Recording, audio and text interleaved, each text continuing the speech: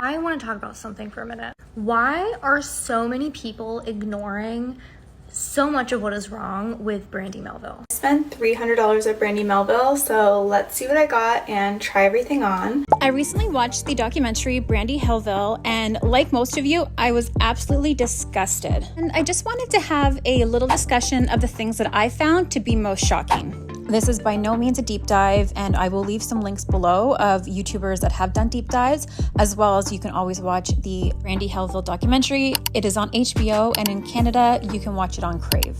And just a warning, this video is going to briefly discuss body image as well as some racism, and that's because the company sucks. Who knows if we'll be able to shop there more after it comes out, because there must be some sketchy things that go on. So just a quick introduction of what Brandy Melville is. It is a clothing store that was founded in Italy in the 80s by Silvio Marson and his son Stefan. And Stefan is now the brand CEO. Other thing is, we didn't call him Stefan. He had a different name, but now I'm like scared. I'm scared. Am I allowed to say? I don't know. The company really took off when it moved to the United States and heavily relied on influencers and social media to do their marketing. It at one time was the it brand. If you were not wearing Brandy Melville, you were basically a no one. And if you were one of the lucky ones who got a job there, you were basically better than everybody else. You were the chosen one. I have only one word to describe Brandy Melville's marketing: cruel. Brandy Girl has a very specific look, beautiful, and most importantly, thin. Brandy Melville used its Made in Italy tag to make people think that they were a superior brand. When you think of something made in Italy, you're thinking quality, high class, excellent workmanship.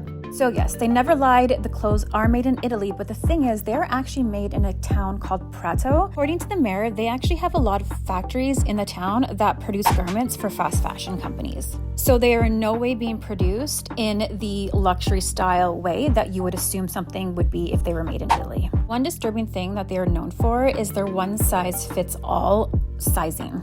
At one time, they did have conventional sizing, but then they decided that they were going to do the one size fits all. There was a little bit of backlash, so they changed that to one size fits most. Stefan didn't care if they lost business. It was his way of keeping the brand exclusive and who he wanted to be wearing his clothes in the first place. Trying on Brandy Melville as a size US 8 or 10. Brandy Melville is known to not be very mid-size friendly. We're going to test that theory and see what fits me and what doesn't today. This ended up causing a lot of the staff members to develop EDs because they were so concerned about needing to fit into the clothes because they didn't want to lose their job. And I'm sure this also affected many of the young people everywhere, not just the workers at the stores. When someone did apply for a job here, they would have to send a full-size body shot as well as include all of their social media handles.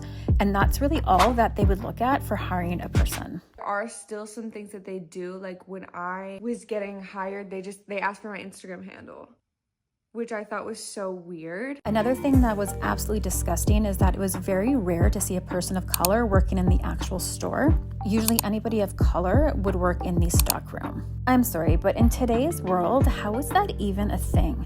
At the beginning of every shift, you are required to take a picture, so basically a fit check.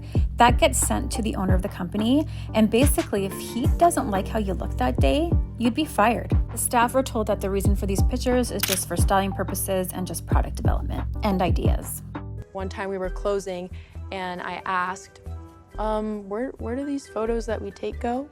And it went dead silent, and one of the older girls said that we're not allowed to talk about it. Some of the girls talked about how they would come in wearing an item and then they'd be asked, oh, where did you get that? And they would tell them, and then a few weeks later, suddenly they were selling something that was extremely similar. Oh my God, I love your skirt. Where did you get it? I used to work at the Brandy in Soho in New York City. I was getting ready for work, and I had a group chat with some of my Brandy friends that had also worked there. And they're already at work, and they're like, well, maybe if you have merchandise. And I was like, what? Like, as a joke. And my friend had sent a picture of the shirt, and I was like, okay. I thought I was sick for a second until I sent it to my parents and my talent manager. And they're like, are you getting a cut of sales? And I was like, nope. So because Brandy Melville was so popular with the teenagers, basically social media did all the advertising for them. They would also hire teenagers to come and do photo shoots and be the ones who take all the photos, and basically paying these people minimum wage or just some free clothes to be an advertiser, marketing, product developer, photographer, all of these things that somebody would have to go to school for and be paid way more than what they were getting paid to do. So this saved the company probably millions of dollars. Okay, Brandy Melville has a chokehold on me right now. I don't know who I've become. Let's do a Brandy Melville haul. I got a couple things and they're all really cute. $500 Brandy Melville haul. A Brandy opened 10 minutes away from my house in Delray Beach, and my bank account is not doing okay.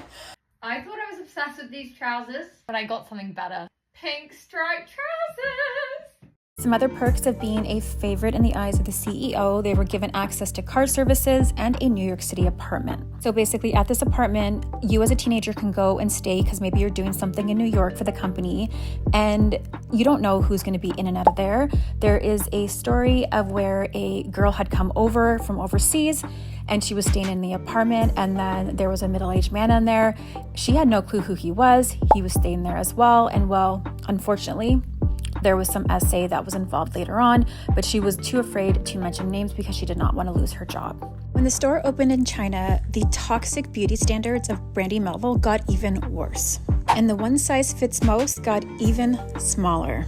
Sadly though, what is happening with the workers as well as the culture there for Brandy Melville, there is a thin fad. So basically on social media, there is a challenge to see who can be the thinnest. Another extremely racist thing about this company, that there was a group text between the owners and managers and the higher up.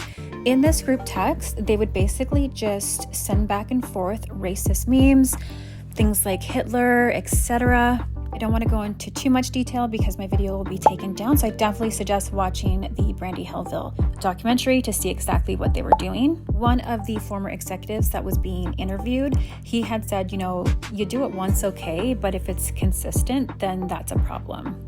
And then the last thing I want to talk about is basically fast fashion. So this is for any company that produces clothes so quickly. So basically all the leftover clothes from Canada, United States, and Europe, they all get sent over to Ghana. So because of this place is overflowing with clothes, basically. And there's only so much you can do with these items since a lot of it is absolute garbage or even just dirty or stained. They even said that they have noticed over the years a huge decline in the fabrics of these clothing. And of course, that is due to fast fashion and overconsumption and everything needing to be made cheaper and cheaper and cheaper. So they do their best to repurpose this clothing, but unfortunately, there's too much. So what happens a lot of time is that the clothing gets burned or they end up in the ocean. I was absolutely disgusted at the amount of clothes that were literally on a beach and in the water. You'd have to dig through layers of clothes to even be able to see the sand. So those are a few of the things that I found really disturbing after watching the documentary. Like I said, there are many more channels that go into deep dives, and go ahead and watch that documentary as well. It was very good, very informative. I learned a lot, and I even learned a lot about fast fashion that I didn't know. Unfortunately, all this stuff that has been coming out has not affected Brandy Melville's sales at all. They disabled their comments for maybe a few weeks, but then they put them back on and things have been fine ever since. There has been a lot of TikTokers though making videos on how awful of a company they are. So now it's nice if you are searching up Brandy Melville on social media, not only are you going to see, you know, the ridiculous hauls and overconsumption, you're going to see these videos that are going to educate people on why they shouldn't shop there. And that is it for this video. Let me know in the comments your thoughts on Brandy Melville, and I hope you all have the most wonderful day.